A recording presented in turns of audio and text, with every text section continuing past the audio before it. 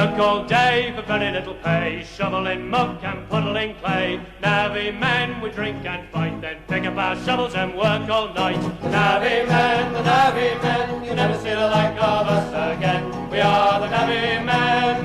We built the cut from end to end, some were straight and some had bends. People came from all around just to see us build a 20-mile pound. The navvy men, you never see the like of us again. We are the navvy men. Hillsides large we couldn't go round, so we dug out tunnels under the ground, long and short with air vents too, just to get your narrowboats through. The navvy men, you never see the like of us again. We are the navvy men. Building one tunnel we lost 16 men, but we had to go back in again. Could not stop to kneel or pray, 'cause if we did we got no pay. The navvy men, you never see the like of us again. We are the navvy men. Bridges and locks we built as well, yes you should see us work like hell. They were the hardest working days. And we are the men who built the waterways. The navvy men, you never see the like of us again. We are the navvy men. The navvy men, you never see the like of us again. We are the navvy men. The navvy men, you never see the like of us again. We are the navvy men. The navvy men, you never see the like of us again. We are the navvy men. The task which the Stroudwater, Thames and Severn Canal Trust set themselves for the 1976-77 season was the restoration of the eastern portal of Sapperton Canal Tunnel in mid-Gloucestershire. Piercing the Cotswold escarpment, the tunnel carries the Thames and Severn Canal 2¼ miles underground and is among the longest in the country. 1911 is the date it was last recorded as being used, and it is now blocked by a fall. Construction on the tunnel began in 1784, and the first boats used it in 1789. The ornate entrances to the tunnel were such splendid examples of architecture that the Trust decided to launch an appeal to restore the Coates portal to its former glory. Now no original drawings exist of the construction, and it was known that another hard winter would see the loss of this fine masonry. So the Trust engaged stonemason Bruce Russell from nearby Tetbury to carry out the reconstruction, and immediately immersed themselves in a frenzy of money raising to meet the required cash flow. And this sale stall was just one of the many ways in which the Trust raised the money. It was manned, whatever the weather, serving to focus attention on the work and to give information to the many hundreds of visitors who came to watch progress. And there was plenty of activity for the visitor to look at, as Bruce Russell and his assistant Gary Drew got to grips with the difficult task of dismantling the main features of the dilapidated tunnel facade. We're now going to move the column, part of the column stone over to redress it.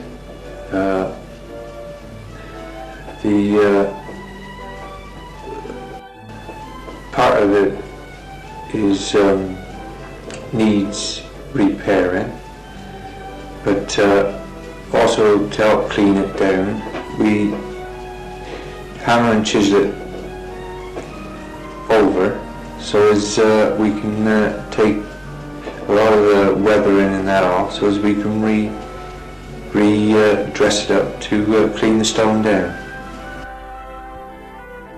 We're hitting a lot of the loose stone off to see if the stone is worth keeping, or if it's in a bad repair, which a lot of this stone is in the centre here, we're going to take out and repair with a new stone.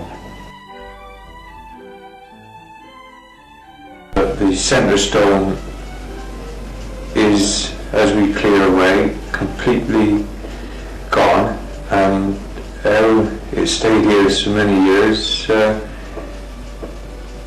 is a mystery, really. Stone, the big stone had to go back in.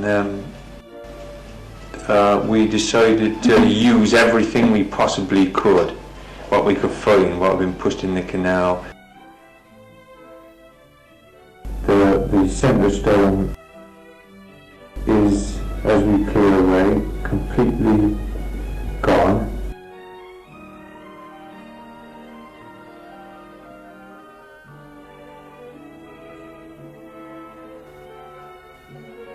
How it stayed here so many years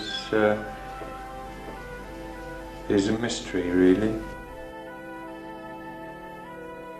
Gary and myself are now going to slide the part of the subscription stone down on a plank out of the way, because every one of the stones has got to come out and be renewed.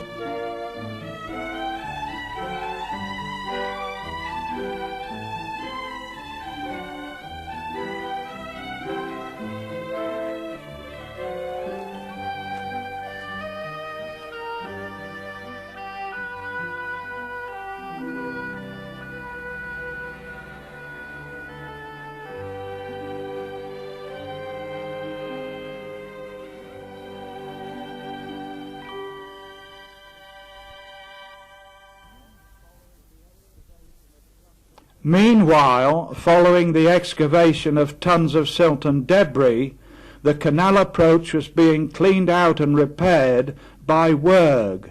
But what is WERG? WERG, that is the initials of WRG, Waterway Recovery Group.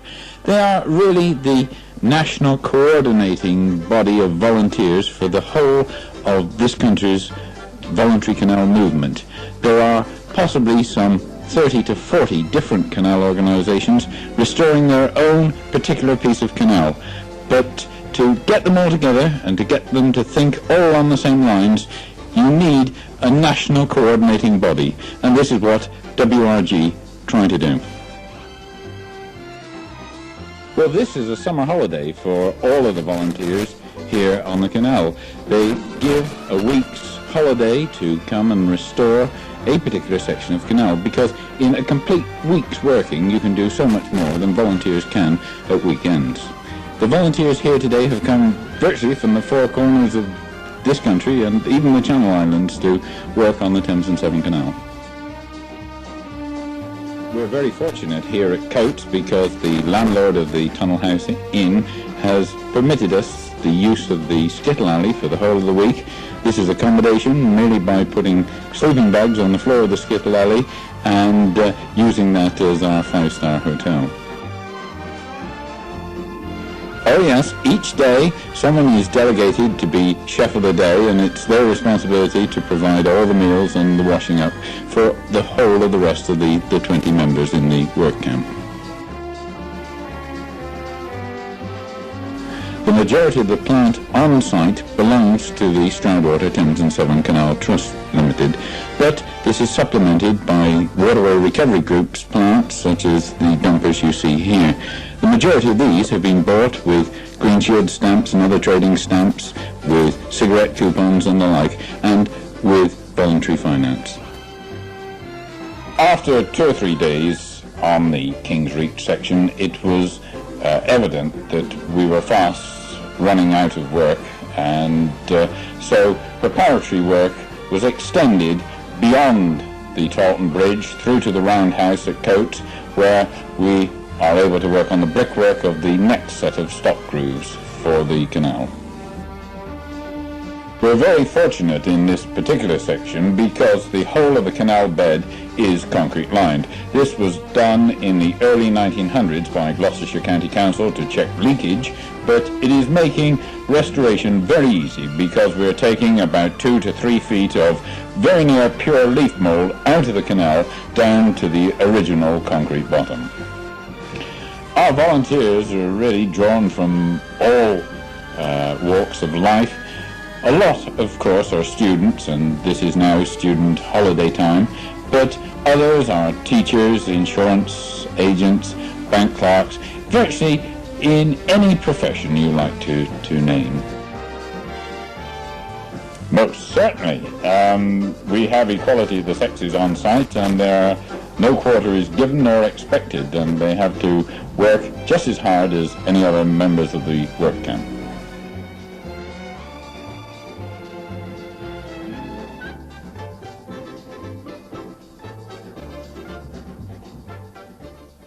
Long after the 20th century navvies had struck camp, Bruce Russell was still hard at work, putting the final touches on the decorative stonework ready for the reassembly of the facade.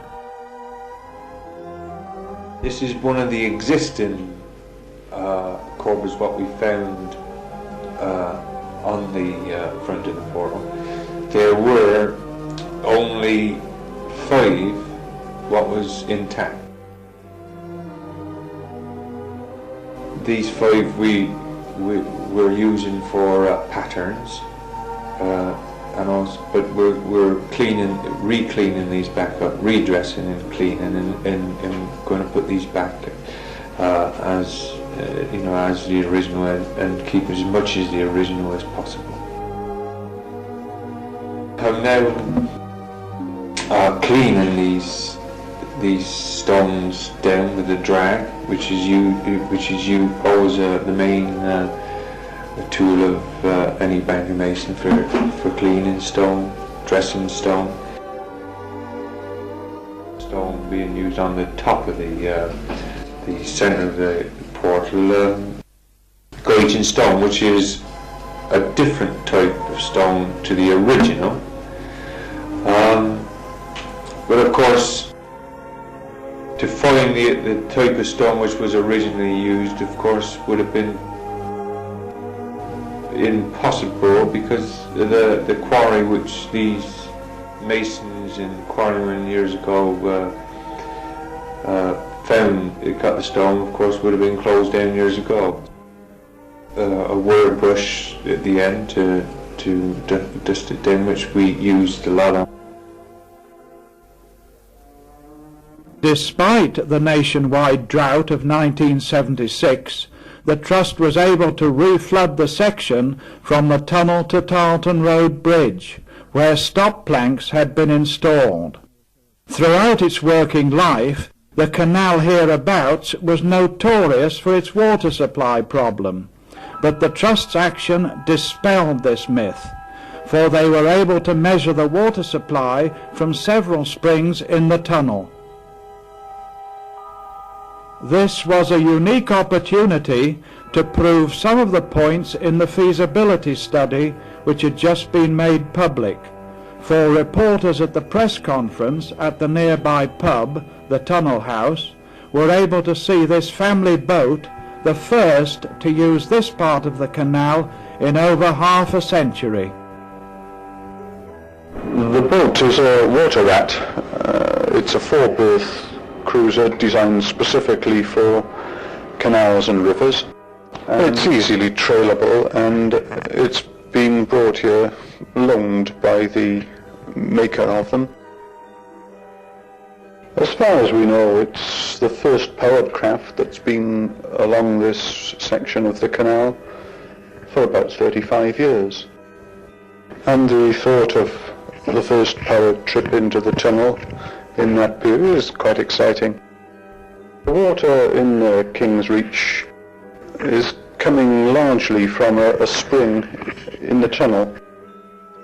It's something like 1,000 yards into the tunnel to the spring, and it provides some water into the bed of the canal even in the worst droughts.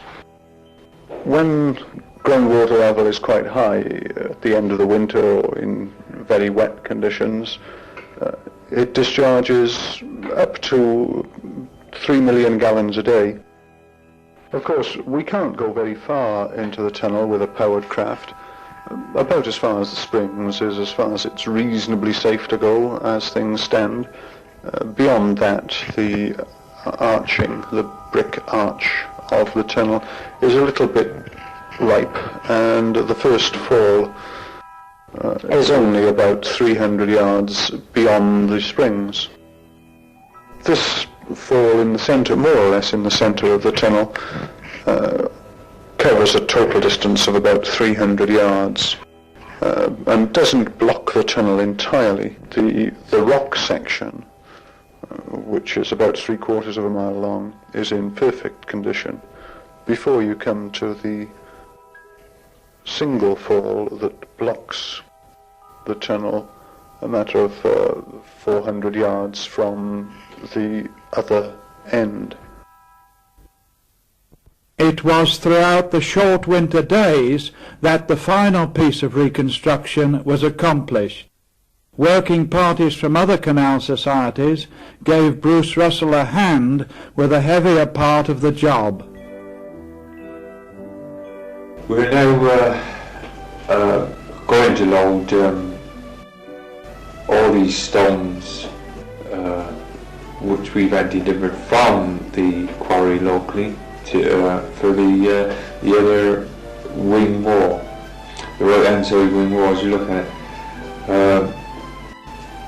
The only way to get them down there is manhandling, and we're taking them down to put them as near as possible to the crane to pick up and lower into place. We reinforced with concrete mix, and we put some reinforced irons down in the back as well.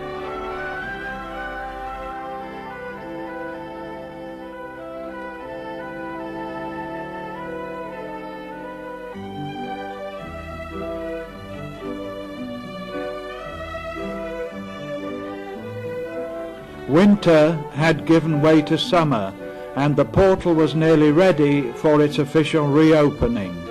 With the scaffolding removed, it was possible to appreciate the magnitude of the task that Bruce Russell had accomplished.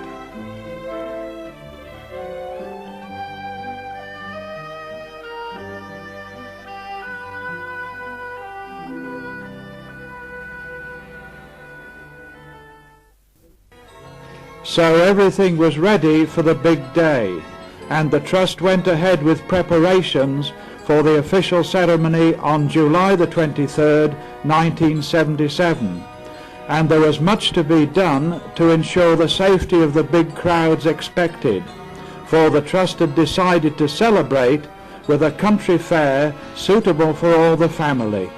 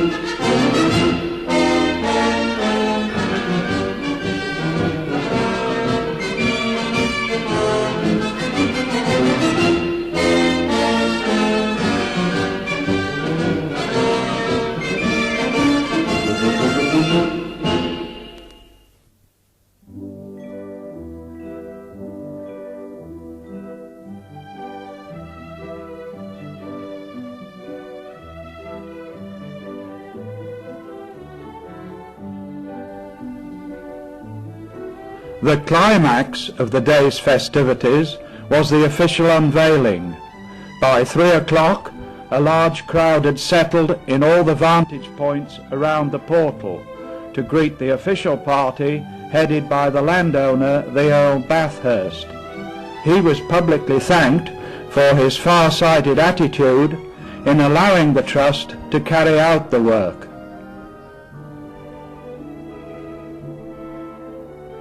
On July 19, 1788, when the original construction was almost finished, George III visited the site, and this led to the section of the canal before the tunnel being known as the King's Reach. And now, 189 years later, we have another splendid occasion as Earl Bathurst unveils the commemorative plaque. Earl Bathurst went on to praise the efforts of the Trust, and in particular those of Bruce Russell, for a magnificent piece of restoration. The crowd heard that half the cost had been met by generous donations, and the rest by methods ranging from the sale of old car batteries to sponsored walks.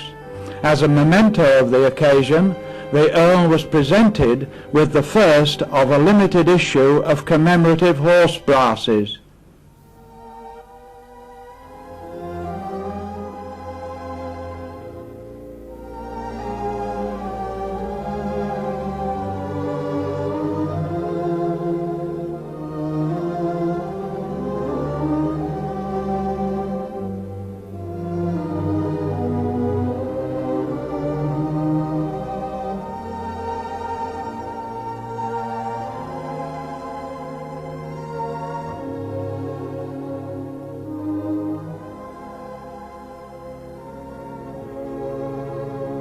As the crowds returned to the excitement of the fair, those connected with the restoration were thinking ahead to the possibility of achieving their long-cherished ambition to restore the portal at the other end and open up the whole length of the tunnel. The navvy men, you'll never see the like of us again. We are the navvy men. Building one tunnel we lost 16 men, but we had to go back in again. Could not stop to meal or pray, 'cause if we did we got no pay. The navvy men, you'll never see the like of us again. We are the navvy men. Bridges and locks we built as well, yes you should see us work like hell. They were the hardest working days. And we are the men who built the waterways,